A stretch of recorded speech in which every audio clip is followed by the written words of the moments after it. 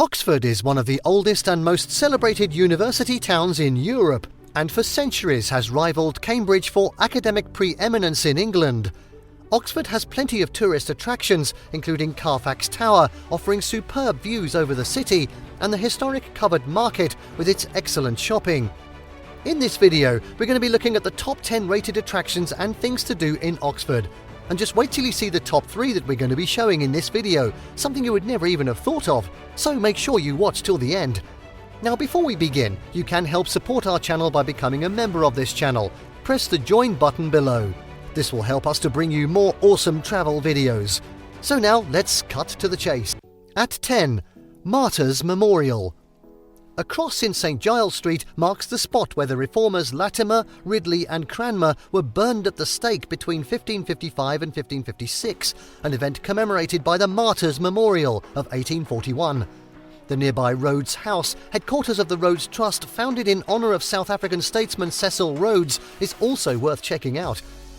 Also close by is the Oxford University Museum of Natural History. Built in 1855, it contains a number of interesting collections, including geological, mineralogical and zoological sections, as well as work by Darwin, Burchell and Hope.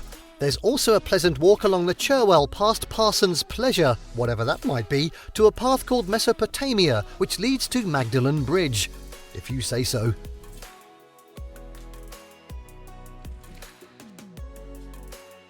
At 9. History of Science Museum. The History of Science Museum, housed in the old Ashmolean building, the world's first purpose-built museum building, is a fascinating facility that specialises in the study of the history of science and the development of Western culture and collecting. The museum includes the blackboard that Albert Einstein used during his Oxford lectures of 1931 and a fascinating display showing the development of clocks. Other nearby attractions include the Holywell Music Room of 1748, reputedly the oldest concert hall in the world, and Kettle Hall of 1620, with its beautiful chapel and fine wood carvings.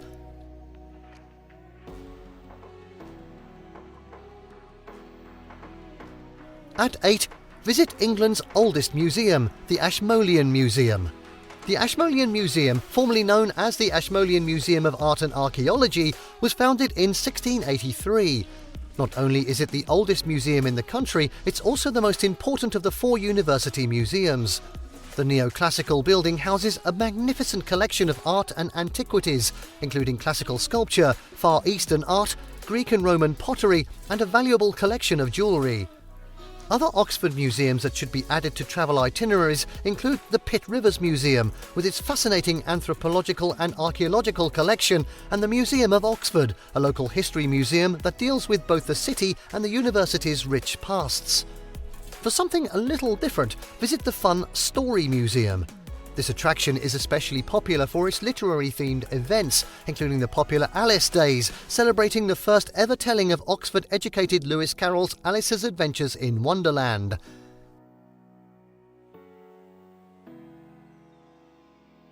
At 7, it's the Sheldonian Theatre. Constructed in 1664, the Sheldonian Theatre was Sir Christopher Wren's second major building. Of special interest here is the historic venue's spectacular ceiling fresco. Restored in 2008, the fresco, which depicts truth removing ignorance from the university, consists of 32 panels originally painted in the 1600s. Guided tours as well as self-guided tours are available. In addition to being used for concerts and lectures, as well as the occasional theatrical performance, it's still used for the university's annual commemoration.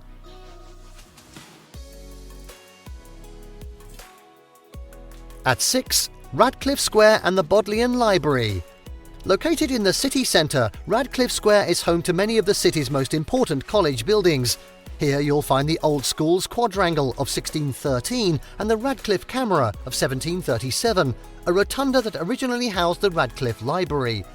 The 16-sided room on the ground floor is now a reading room for the Bodleian Library, the University Library and the country's first public library, founded in 1598. A copy of every book published in Britain is deposited here, including some 2 million volumes and 40,000 manuscripts. From the library, you can also explore the magnificent Divinity School. At 5. Magdalen College. Magdalen College was founded in 1458 on a site outside the town walls. Its lovely Magdalen Tower was built in 1482, while the Monument Tower is the entrance to the chapel where evensong is sung by the college's renowned choir. There are state apartments with early 16th century tapestries in the Founder's Tower, and underneath a passage leads into the cloisters with grotesque figures known as hieroglyphs. Magdalen College also offers bed and breakfast accommodation when rooms are available. Beyond the college stretches a deer park called the Grove and a bridge leading over the River Cherwell into the water walks. Opposite the entrance to the college is the University of Oxford Botanic Garden, founded in 1621 and one of the oldest in England. Plants from all over the world can be found here, including the Magdalen Rose Garden. This attractive garden was a gift from the Albert and Mary Lasker Foundation of New York to commemorate the development of penicillin, in which Oxford played a considerable part. Also worth a visit is the satellite Harcourt Arboretum.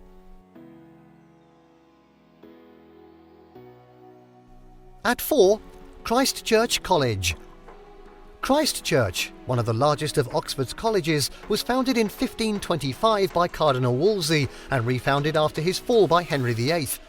Tom Tower, added by Christopher Wren in 1682, contains a huge 7-ton bell known as Great Tom, which peals 101 times every evening at 9:05 p.m, once for each member of the original college.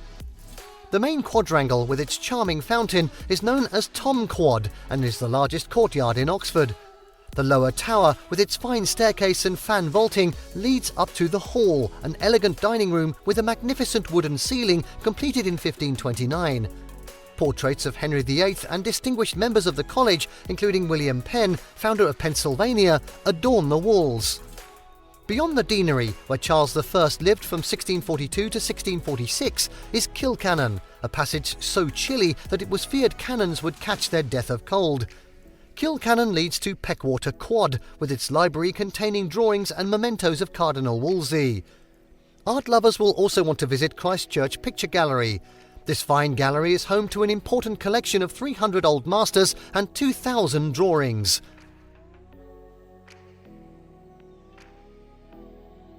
At 3, Christ Church Cathedral. Although the present building dates from the 12th century, Christ Church acquired cathedral status in 1546. The most striking feature in the interior is the double arcading of the nave, creating an impression of much greater height. In the 14th century, the church was extended to the north, and the choir was created in 1500 with fan vaulting overhanging keystones. In the south transept is the Thomas Becket window, 1320, and 5 glass windows designed by Edward Burne-Jones and made by William Morris in 1871. Also of note are the St. Friedeswide window of 1858 and 3 14th century tombs of Lady Montacute, Prior Sutton and John de Nauers, as well as the remains of the Friedeswide's shrine of 1289. The grave of philosopher George Berkeley, 1681 to 1735, who gave his name to the town of Berkeley in California, is also located at the cathedral.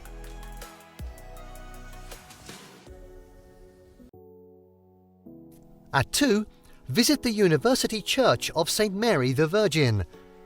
While sightseeing in the city centre, be sure to include the University Church of St. Mary the Virgin, or simply St. Mary's, on the Oxford itinerary. A highlight of your visit should be climbing its finely decorated tower.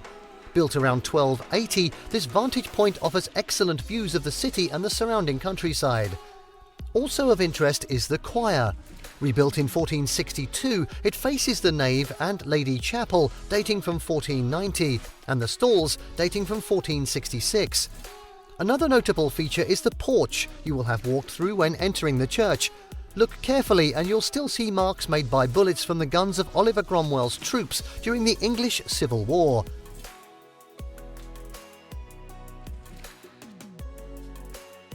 And finally, at number 1, explore historic Oxford city centre.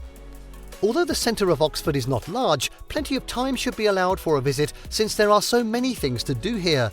The city's 4 principal streets meet at the intersection known as Carfax, a good starting point for your exploration. Here you'll find the 14th century Carfax Tower, a relic of St. Martin's Church, now destroyed, which has great views over the city. Also worth visiting are the Town Hall, St Aldate's Church of 1318 and Pembroke College, founded in 1624, but with origins dating back to 1446. The nearby Modern Art Oxford, a visual art gallery focusing on exhibitions of modern and contemporary art, regularly offers talks, music and movies. Oxford's splendid high street is lined with numerous magnificent buildings, including many of the colleges the city is so famous for. In fact, it's so pretty, it was famously described by American writer Nathaniel Hawthorne as the finest street in England.